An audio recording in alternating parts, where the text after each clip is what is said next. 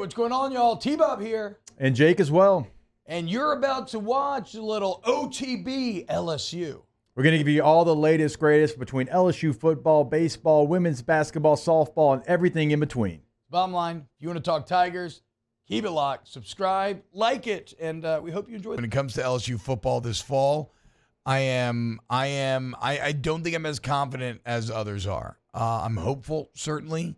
But when I objectively look at this team, I see a lot of question marks all over the field, some of which I feel better about answering than others. I do like the schedule. I think that's a relatively friendly break. I love the coaching changes. But, yeah, again, in the SEC, there's too many teams and not enough oxygen in terms of making those playoff spots. And everyone feels beholden to one of those 12 playoff spots. And Alabama, LSU, Ole Miss, Mizzou, Tennessee, all these fan bases feel like it should be them, and all those schools are going to be fighting over what? 2 spots? Definitely 1, maybe 2. It's somebody's going to go home sad. And I think LSU, compared to those other teams, has more raw talent on the roster, So you're thinking but schedule, has less proven commodities than maybe some of those other teams. And some of those teams that we're talking about, the schedule and the conference is favorable, and that happens. That's on a rotation, and the schedule is going to probably change. And there's some other teams like Florida's got a brutal, Oklahoma's got a brutal. You don't have the worst by any means, but Ole Miss has a favorable. I'm not going to say easy. It's the SEC, but non-conference. I mean, Ole Miss's schedule doesn't have a pulse. Yeah. I think Wake Forest is probably the best team they play out of conference. I actually think that LSU's out-of-conference schedule, while challenging, is kind of perfect because it's that exact thread-the-needle mixture of challenging enough where you have to approach it very seriously and in the correct way, otherwise you're going to get beat, but not so challenging as to you're probably going to lose, right? Like you should beat USC. You should beat UCLA. But given the fact that UCLA and Florida State's kicked your ass to start the season last year, you have to lock in this offseason and come correct week number 1. You also gain a lot of confidence from beating these teams, even though you should beat them. So, yeah, the schedule, LSU schedule, both in terms of timing, how the games break down, who you play, where you play, LSU schedule is one of the kind of core pillars that I would build optimism off of. Yeah, but then you look at, because I agree with you, but you look at Ole Miss, it's Furman, Middle Tennessee, Wake Forest, and Georgia Southern. Yeah. That is their 4 out-of-conference games. Does Ole Miss have a harder SEC schedule than you, or are you about So here's how it lays out, in the order that it does lay out. You got Kentucky at home. You're on the road against South Carolina. You're on the road against LSU, bye week. Oklahoma at home, at Arkansas. Georgia at home, bye week. At Florida, Mississippi State at home. Okay.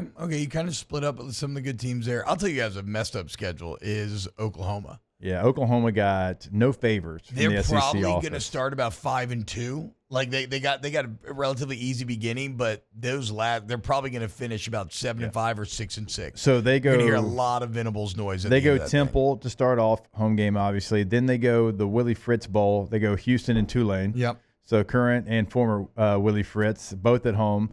Then you get Tennessee at home. 4 home games start the season. Yeah, you go Tennessee at home. Then you go on the road to Jordan-Hare, take on the Auburn Tigers. Bye week. Then it goes Texas in Dallas, South Carolina at Ole Miss. Then you have Maine. But then it goes right back to at Missouri, off week, Alabama at LSU. Texas, Ole Miss, Alabama, LSU. So let's just take the 4 last conference games. Take Maine out of there. You'd be at Ole Miss, at Missouri, Alabama, at LSU. Rohit Calva says, I think if there's ever a year to enter this new schedule gauntlet, it's this year. USC and UCLA are mid. Bama is in its first year post-Saban. A&M, he says trash. I don't know if I agree with that. Only contenders might be Ole Miss or Oklahoma. I don't think OU's a contender. I think I would put them in the same kind of USC, UCLA category in that you're catching them in as friendly of a time as you could. Maybe except that you're getting them late in the year. Like maybe Oklahoma, maybe Jackson Arnold grows, the O-line grows. Maybe if they do end up having a good year, they could be much better by then. But also I think you're going to be much better by then. So, no, again, it's funny that you could have a schedule where you play 10 of the 12 games against Power 5 teams, but I actually think it's going to work in your favor.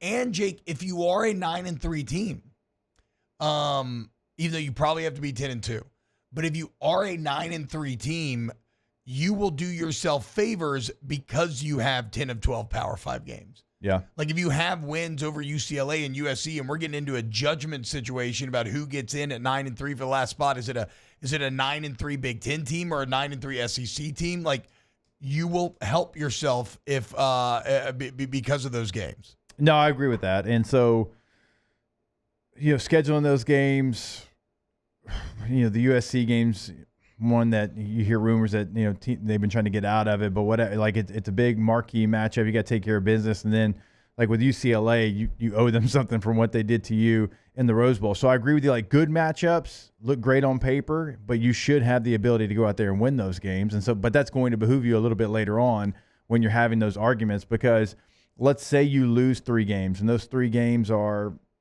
Ole Miss, at A&M, Alabama. Or you probably need one more win. You probably have to beat Alabama or somebody like that. You probably got to go 10-2 to make the playoff. But there is an outside shot that one 9-3 team from the Big Ten or SEC can make it. Yeah, and with those wins, if you get those, and if USC handles their business in the Big Ten, let's say they're 9-3, even if they lose to you, then obviously that would give you a big boost there as well. And look, LSU, as far as like the conference games, like it certainly could be worse. So when you look at it, 100%. Getting Ole Miss at home, going to a bad Arkansas team, A&M right now with a coaching change. Now, you haven't fared well there, obviously, but it's a different time of year as well. It's not the last game of the season. It's right there at the end of October.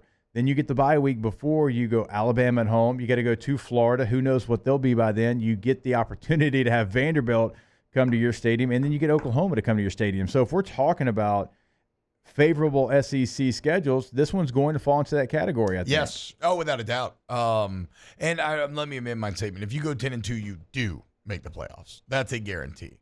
LSU schedule, like I said, one of the things that has me more bullish than anything else. Wow, Jake, what incredible takes. I mean, those guys, they're just the best. I think so. And if you think so, again, hit the like button, subscribe, ring the bell so you get notifications when we post every single day here on OTB LSU.